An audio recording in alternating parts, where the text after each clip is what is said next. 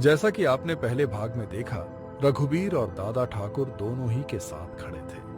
अब एक छोटा बस स्टैंड, धूल भरी सड़क, एक पुरानी बस खड़ी है, यात्री उतर रहे हैं, 3-4 लोग, एक युवती किरण 27 वर्ष, पेशे से पत्रकार, हाथ में बैग, कंधे पर कैमरा।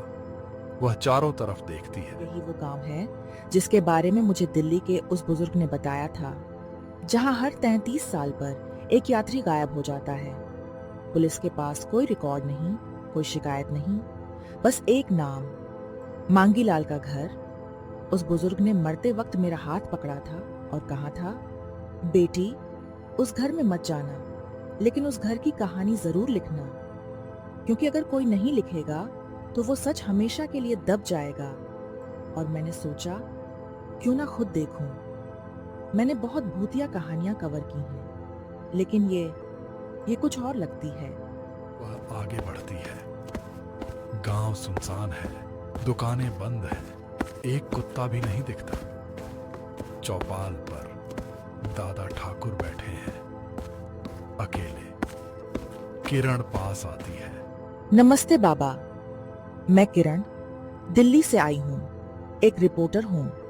क्या आप मुझे बता सकते हैं, यहाँ मांगीलाल नाम का कोई घर है? दादा ठाकुर के हाथ कांपने लगते हैं। वह आंखें खोलता है, सफेद आंखें। तुम वो हो जो मांगीलाल को ढूंढती हो, या तुम वो हो जो मांगीलाल बनने आई है? बोलो बेटी, कौन से दरवाजे पर दस्तक देना चाहती हो, जीवन का या मौत का? क्योंकि यहां दोनों एक ही हैं, बस नाम अलग है। बाबा, मैं बस एक कहानी लिखने आई हूँ। किसी को कोई नुकसान नहीं पहुंचाना चाहती, बस सच्चाई जानना चाहती हूँ। पिछले कुछ सालों में बहुत से लोग इस गांव के आसपास गायब हुए हैं। पुलिस ने उन्हें लापता दर्ज किया है, लेकिन कोई जांच नहीं हुई। मैं उन्हीं की आवाज बनना चाहती हूँ। आवाज? इस गांव में आवाजें बहुत हैं बेटी, लेकिन सुनने वाला कोई नहीं। अब आखिरी आवाज कल रात उठी थी, एक लड़के की। नाम था आकाश, दिल्ली से आया था, बहुत थका हुआ। हमने उसे मांगीलाल के घर भेज दिया। सुबह हुई तो वो लड़का नहीं था, उसकी जगह एक और बूढ़ी औरत थी, उल्टे पैरों वाली, लेकिन उसके चेहरे पर उसी लड़के की मुस्कान, वही आंखें। बस उन आंखों में कोई रूह नहीं बची थी। तो ये सच है? कोई जिन्न, कोई श्राप? बाबा, मैं अंधविश्वास में यकीन नहीं करती, लेकिन जो आप कह रहे हैं वो तर्क से परे है। यहाँ तर्क उन लोगों के पास होता है जो 3 फुट नीचे दबे होते हैं। तर्क से मत आना बेटी, यहाँ तो बस एक ही सच है। हर अमावस्या को एक यात्री आता है और एक रूह यहाँ रुक जाती है। आज अमावस्या से 3 दिन पहले है। 3 दिन में तुम यहाँ से निकल जाओ, वरना तुम भी पीपल के नीचे लटक जाओगी, उल्टे पैरों के साथ, हमेशा हंसती हुई। दादा ठाकुर चले जाते हैं। किरण अकेली रह जाती है। वह अपने कैमरे का लेंस साफ करती है। 3 दिन काफी है। मैं सच निकाल कर रहूंगी, चाहे कुछ भी हो जाए। किरण घर के सामने खड़ी है। अब यह घर पहले से भी पुराना लगता है। दीवारों पर नए अखबार चिपके हैं, तस्वीरें हैं। पहले सिर्फ सीमा की थी, अब आकाश की तस्वीर भी है। दोनों तस्वीरों में मुस्कान एक जैसी है। में चारपाई पर एक औरत बैठी है, बूढ़ी, सफेद बाल, झुकी हुई, लेकिन चेहरा आकाश जैसा है। वह किरण को देखती है, मुस्कुराती है, पायल बजती है। एक बार, आओ बेटी, आओ। बहुत दिनों बाद कोई मेहमान आया है इस घर में। मुझे पता था तुम आओगी। कल रात मैंने सपना देखा, एक लड़की कैमरा लिए खड़ी है और उसकी परछाई उससे पूछ रही है, क्यों आई हो? और लड़की कहती है, सच्चाई देखने। और तुम वही हो ना, वही लड़की जिसने अपनी परछाई से बात की थी। मैं किरण हूँ। और आप मांगीलाल हैं या कोई और? मैं वो हूँ जो तुम बनने वाली हो, या जो तुम कभी थी पता नहीं, समय यहाँ उल्टा चलता है। कल मैं एक लड़का था, आज बूढ़ी औरत, कल फिर कोई और। नाम मत पूछो, नाम तो तुम्हारा भी कल भूल जाओगी, बस याद रखोगी, पायल पायल पायल, और वो आवाज कभी खत्म नहीं होगी। वह उठती है, उसके पैर उल्टे। वह किरण की तरफ बढ़ती है, किरण पीछे हटती है। मैं आपसे कुछ सवाल पूछना चाहती हूँ। अगर आपने मुझे जवाब दिए तो मैं चली जाऊंगी और कभी वापस नहीं आऊंगी। सवाल तो मेरे पास भी थे, 33 साल पहले, फिर कल रात, फिर अभी, लेकिन जवाब मिले? हाँ, एक जवाब मिला। यहाँ से निकलने का कोई रास्ता नहीं है, बस अंदर आने का है। और तुम पहले ही अंदर आ चुकी हो। देखो अपने पीछे। किरण पीछे मुड़ती है, दरवाजा बंद है। उसने खुला छोड़ा था। नहीं, ये नहीं हो सकता। मैं अभी अंदर आई हूँ। दरवाजा मैंने खुला रखा था। खोलिए प्लीज। मैं बहुत डर गई हूँ। डर? अभी डरोगी नहीं। अभी तो मैं तुम्हें चाय बनाकर पिलाऊंगी, रोटी खिलाऊंगी और फिर सारी कहानी सुनाऊंगी। वही कहानी जो सीमा ने आकाश को सुनाई थी, वही कहानी जो आकाश ने मुझे सुनाई। और अब तुम वही कहानी किसी और को सुनाओगी। क्या तुम तैयार हो? तैयारी का कोई मतलब नहीं, क्योंकि तुम पहले से ही इस कहानी का हिस्सा हो। किरण घूमती है। बूढ़ी औरत अब बिल्कुल सामने है। उसकी सांसें नहीं हैं, कोई गर्माहट नहीं, बस एक ठंडी हवा और पायल की आवाज, तेज, लगातार। मुझे जाने दो, मैं वापस जाऊंगी। मैं कभी किसी को कुछ नहीं बताऊंगी। मैं अपना कैमरा भी यहीं छोड़ दूंगी। बस दरवाजा खोल दो प्लीज। वह आंखें खोलती है। बूढ़ी औरत गायब है। दरवाजा खुला है। धूप आ रही है। किरण बाहर भागती है।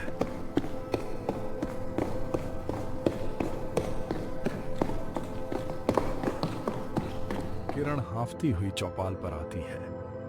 रघुवीर वहां बैठा है। उसके हाथ में दिया है, दिन में दिया। तुम उसके घर गई थी, बच निकली। बहुत कम बच पाते हैं, लेकिन जो बच जाते हैं वो फिर कभी नहीं बचते।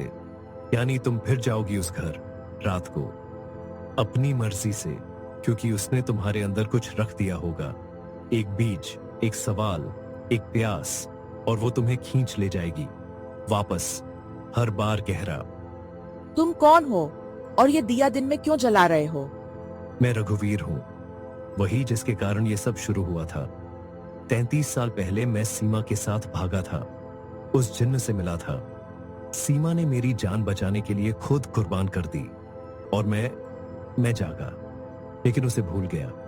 33 साल तक मैंने सोचा मैं पागल हूं, क्योंकि मुझे हर रात एक लड़की दिखती थी, उल्टे पैरों वाली, जो मुझसे कहती थी मैं तुमसे प्यार करती हूं और इसीलिए मैं यहां हूं। और मैं उसे पहचान नहीं पाता था। कल रात जब आकाश ने सीमा की देह निकाली तो मुझे सब याद आ गया, सब कुछ। और अब मैं इस दिए को जलाए बैठा हूं दिन रात, ताकि वो जिन्न मुझे न देख सके, क्योंकि जिन्न को रोशनी से चोट लगती है नहीं, उसे सिर्फ उन लोगों से चोट लगती है जो अब डरते नहीं। और मैं अब नहीं डरता। डर के लिए मेरे पास कुछ बचा ही नहीं। रघुवीर, क्या इस श्राप को खत्म करने का कोई तरीका है? कोई ऐसा रास्ता जिससे यह सिलसिला रुक सके? मैं एक पत्रकार हूँ, मैंने कई असंभव मामले देखे हैं, लेकिन यहाँ मुझे लगता है कि सिर्फ दस्तावेजीकरण से काम नहीं चलेगा। यहाँ कुछ और चाहिए, कोई बलिदान, कोई ऐसा काम जिसे करने से पहले 7 पुश्तों का साहस चाहिए। हाँ, एक तरीका है, लेकिन उसे अब तक कोई नहीं कर पाया। वो जिन्न, उसका नाम है अब्दुल कादिर। वो कोई साधारण जिन्न नहीं है, वो एक राजकुमार था 100 साल पहले। इसी गांव के पास एक किले में रहता था। उसने एक गरीब लड़की से शादी की, नूरी, लेकिन उसके परिवार ने उस लड़की को मार डाला। कहा राजकुमार के लायक नहीं है। अब्दुल कादिर ने उसी रात खुद को मार डाला। उसने भगवान से प्रार्थना की, मुझे शक्ति दे कि मैं हर उस इंसान से बदला लूं जिसने प्यार को अपमानित किया, और उसकी प्रार्थना सुनी गई। एक शर्त पर, वह हमेशा के लिए अदृश्य रहेगा और हर 33 साल में उसे एक दुल्हन चाहिए होगी। अगर कोई लड़की उससे सच्चे प्यार से शादी कर ले, न डर से न मजबूरी से, तो श्राप टूट जाएगा। लेकिन कोई उससे प्यार कैसे करे, वो तो दिखता भी नहीं। तो क्या कोई उसे देख सकता है? कोई ऐसा शख्स जो उसे महसूस कर सके? हाँ, वो जो कभी प्यार में धोखा खाया हो, जिसकी रूह पर जख्म हो, जिसने किसी के लिए सब कुछ खो दिया हो, ऐसा इंसान उसे देख सकता है। क्योंकि अब्दुल कादिर की पीड़ा और उसकी पीड़ा एक ही रंग की होती है। तुमने कभी प्यार किया है किरण? सच्चा प्यार, जिसमें तुमने अपना सब कुछ लुटा दिया हो और बदले में सिर्फ खामोशी मिली हो। किरण की आंखों में आंसू आ जाते हैं। वह कुछ नहीं बोलती, लेकिन उसका चुप रहना ही जवाब है। किरण गांव के एक स्कूल में रुकी है। वह लिख रही है डायरी। आज मैंने रघुवीर से बात की। उसने मुझे जिन्न की असली कहानी बताई। एक राजकुमार जो प्यार में मारा गया, और अब वह हर 33 साल में एक दुल्हन ढूंढता है, लेकिन कोई भी दुल्हन उससे प्यार नहीं करती। वे सब डरती हैं, सिवाय सीमा के। शायद सीमा ने भी डर से हाँ कहा था, इसीलिए वो मुक्त नहीं हुई। इस बार अगर कोई सच्चे प्यार से हाँ कहे तो श्राप खत्म हो सकता है। लेकिन वो कौन होगा? क्या मैं एक जिन्न से प्यार कर सकती हूँ? वो भी वो जिसने 7 लड़कियों की जान ली है। ये पागलपन है। लेकिन मैं उसे महसूस करती हूँ। जब मैं उस घर के पास खड़ी थी तो मुझे लगा जैसे कोई मुझे देख रहा है, कोई जो बहुत दर्द में है। और उसकी आंखें मैंने नहीं देखी, लेकिन मैं जानती हूँ वो गहरी हैं, बहुत गहरी, जैसे कोई कुआं जिसमें तुम गिरना चाहते हो, क्योंकि अंदर अंधेरा है, लेकिन वो अंधेरा तुम्हें अपना लगता है।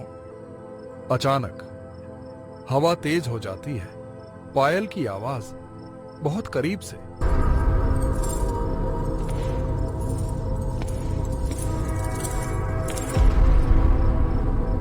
कौन है? दिखो, मुझे डराओ मत। मैं पहले से ही डरी हुई हूँ। बस बता दो क्या चाहिए। एक फुसफुसाहट कान में, ठंडी आवाज पुरुष की, गहरी, टूटी हुई, सदियों पुरानी। तुम वो हो जो मुझे समझ सकती है। तुम्हारी आंखों में वही दर्द है जो मेरी आंखों में था। जब नूरी को मारा गया तब मैंने रोना छोड़ दिया था। आज 100 साल बाद मैं फिर रोना चाहता हूँ, लेकिन मेरे पास आंसू नहीं है, सिर्फ ये पायलें हैं, ये आवाज जो तुम्हें बताएगी कि मैं कितना करीब हूँ। किरण, क्या तुम मुझे देख सकती हो? किरण कांपते हाथों से माचिस जलाती है।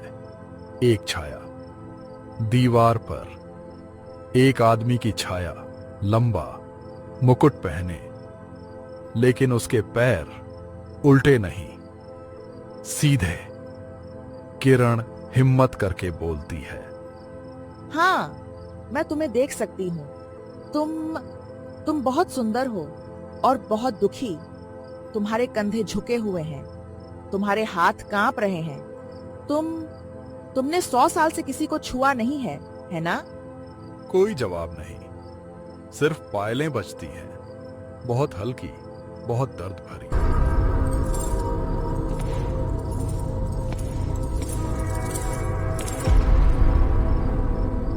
100 साल। तीसरी दुल्हन ने मेरा हाथ पकड़ा था। वो डर से पागल हो गई थी। उसके हाथों में पसीना था और दिल की धड़कन इतनी तेज थी कि मुझे लगा वो मर जाएगी। मैंने उसे छोड़ दिया। मैं किसी को मारना नहीं चाहता।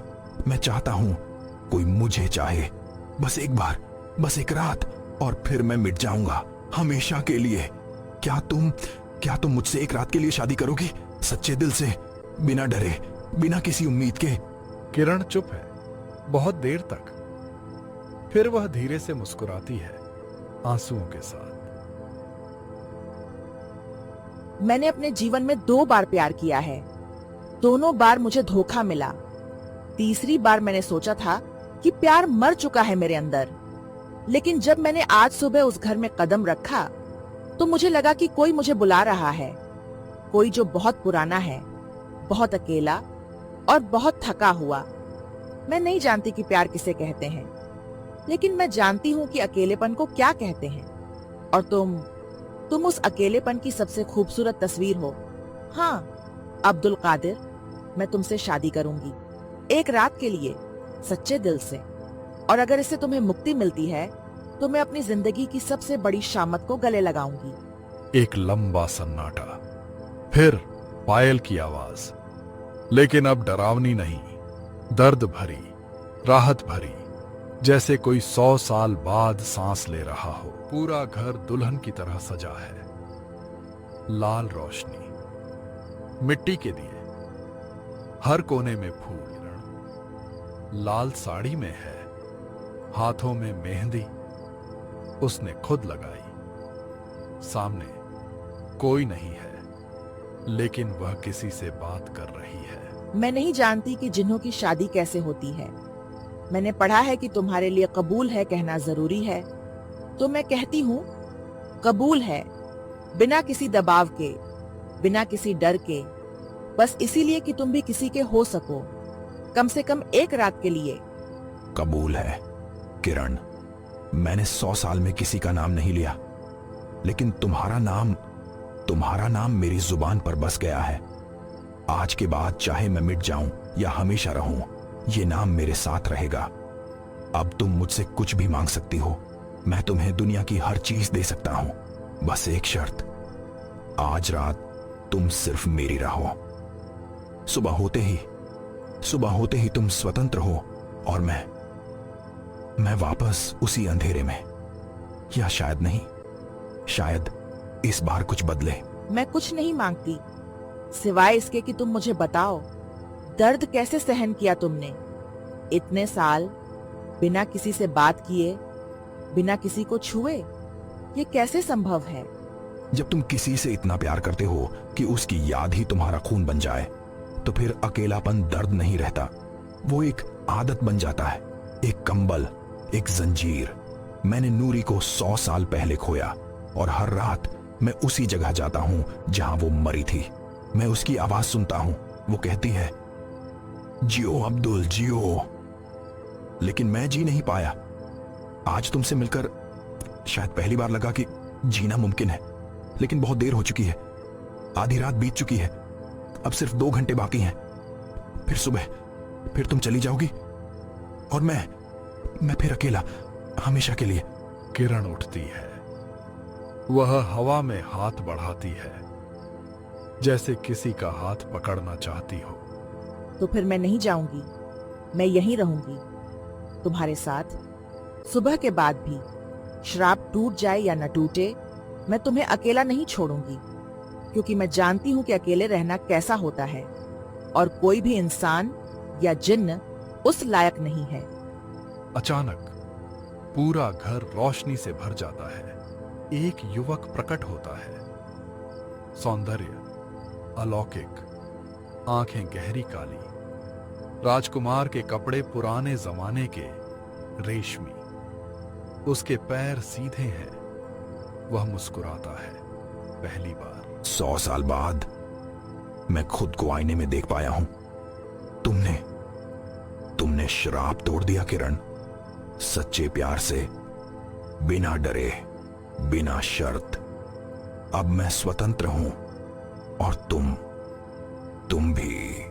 वह उसके पास आता है, उसका हाथ पकड़ता है, गर्म हाथ। लेकिन मैं यहां से जाऊंगा, नूरी के पास, जहां मुझे जाना चाहिए था 100 साल पहले। क्या तुम मुझे जाने दोगी? किरण की आंखों से आंसू बहते हैं, वह सिर हिलाती है। जाओ, लेकिन वादा करो कि कभी कभी मुझे सपने में आओगे, बस एक बार, बस एक झलक, ताकि मुझे पता चले कि तुम खुश हो। हर अमावस्या को मैं तुम्हारे सपने में आऊंगा। जब पायल बजेगी, समझ लेना मैं पास हूं, हमेशा के लिए नहीं, लेकिन जब तुम अकेली हो, तब हमेशा के लिए अलविदा किरण। वह धीरे धीरे गायब होता है, घुल जाता है हवा में। पायल की आवाज एक बार बहुत धीमी, फिर खामोश।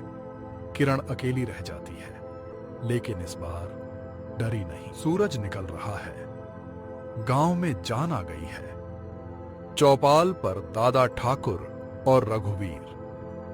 किरण उनके पास आती है। उसके चेहरे पर थकान है, लेकिन आंखों में शांति। हो गया? सच में श्राप टूट गया? हाँ, उसने मुझे बताया कि प्यार से श्राप टूटता है, और मैंने उससे प्यार किया। शायद पहली बार किसी से सच्चा प्यार किया, बिना शर्त, बिना उम्मीद, बस इसीलिए कि वो भी किसी का हो सके। तो अब कोई पायल नहीं बजेगी, कोई उल्टे पैरों वाला नहीं घूमेगा इस गांव में। हम सो सकेंगे अमावस्या की रात। नहीं दादा, अब कोई पायल नहीं बजेगी, लेकिन मैं यहाँ रहूंगी कुछ दिन, उस घर को साफ करने के लिए, उन 7 दुल्हनों की आत्मा को शांति देने के लिए, और उस आकाश नाम के लड़के की तस्वीर उसके परिवार तक पहुंचाने के लिए। उसे भी मुक्ति मिलनी चाहिए। वह मांगीलाल के घर की तरफ जाती है। घर अब सादा, कोई अंधेरा नहीं, कोई डर नहीं। बरामदे में चारपाई खाली है।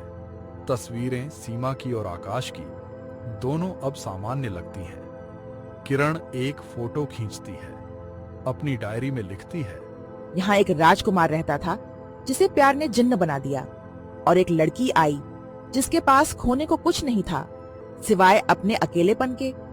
उसने उसे प्यार करना सिखाया, न डर से न मजबूरी से, बस इसलिए कि हर कोई चाहता है कि कोई उसे चाहे। श्राप टूट गया। अब सिर्फ एक खाली घर है और कुछ पायलें जो अब नहीं बजेंगी।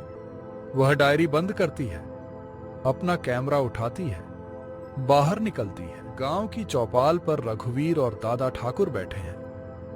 रघुवीर के हाथ में दिया नहीं है, पहली बार दिन में बिना दिए के।